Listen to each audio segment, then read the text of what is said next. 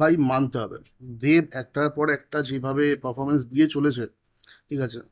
আগের বছর সেটা তুমি ব্যোমকেশ বলো, বাঘা যতীন বলো, বা প্রধান বলো, তিনটে তিন রকমের সিনেমা ছিল।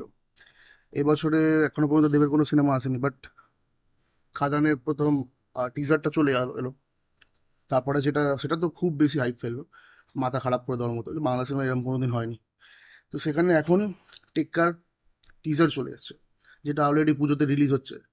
সৃজিত মুখার্জি, দেব, সেই জুলফিকারের পর একসাথে।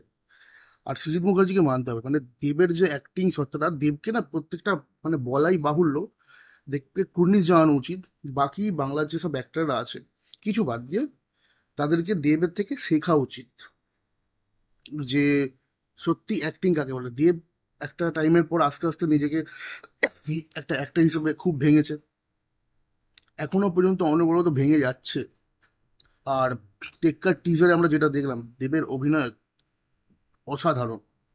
বিশেষ করে ও যে ব্যাকগ্রাউন্ডে যখন আমরা টিজারে প্রথমেই দেখতে পাই যে একটা বাচ্চাকে স্কুলের সামনে থেকে কিডন্যাপ করে নিয়ে পালাচ্ছে। এটা বেসিক্যালি আমরা জানি হস্টেজ থ্রিলার হতে চলেছে একটা। এবার একদিন হয় বা একদিনের বেশি হয় সেটা দেখার, সেটা তো এখনো পর্যন্ত বুঝতে পারছি না। এবার তো হস্টেজ মানে বাচ্চাটাকে কিডন্যাপ করে নিয়ে, এবার ওই বাচ্চাটাকে বাঁচানো, সেটা হচ্ছে সেই থ্রিলারটা নিয়ে একটা সিনেমা।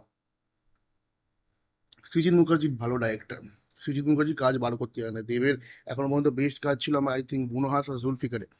তারপরে এটা আসছে, এটাতে মানে ভালো লাগছে, যথেষ্ট ভালো লাগছে দেখে। ইভেন বাকি ক্যারেক্টার যেগুলো আছে, রুক্মিণী মৈত্র বলো বা স্বস্তিকা মুখোপাধ্যায় বলো, এদেরকেও ভালো লাগছে। রুক্মিণীর একটা ভালো, বেশ।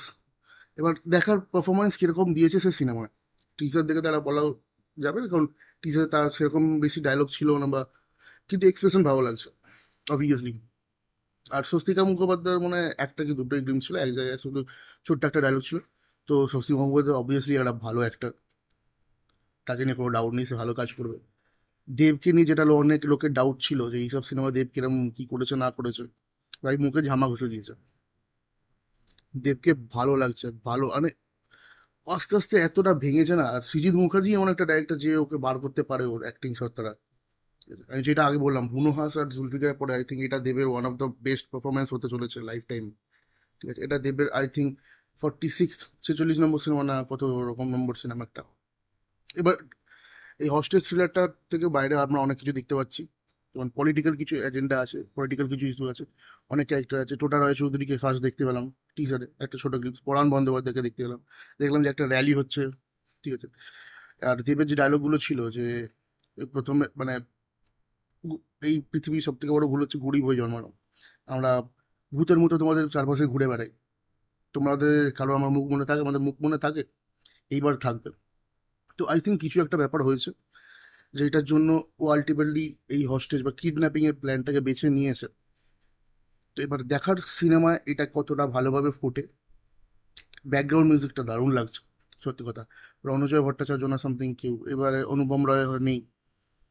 আমরা জানি ভালো রেঞ্জারে শ্যুট করা হয়েছে। এই যে কমান্ডোস গুলো দেখা যাচ্ছে, আমরা শুনেছি অলরেডি যে এগুলো রিয়েল কমান্ডোস দিয়ে শ্যুট হয়েছে, মানে বাংলা সিনেমায় রিয়েল কমান্ডো দিয়ে শ্যুট হয়েছে। এটা সত্যি, কারণ এরা তাতে বেটার ভিজুয়ালস, বেটার মানে এক্সপিরিয়েন্স পাবো অ্যাকচুয়াল কমান্ডোসরা। কারণ অ্যাক্টিং যারা করে তাদেরকে দিয়ে করানোর থেকে রিয়েল কমান্ডোসদের দিয়ে করানো মনে হয় অনেকটা বেটার হবে। সরি। তো বেশ ওয়েটিং ফরওয়ার্ড ফর ইট, এটার জন্য অপেক্ষায় আছি।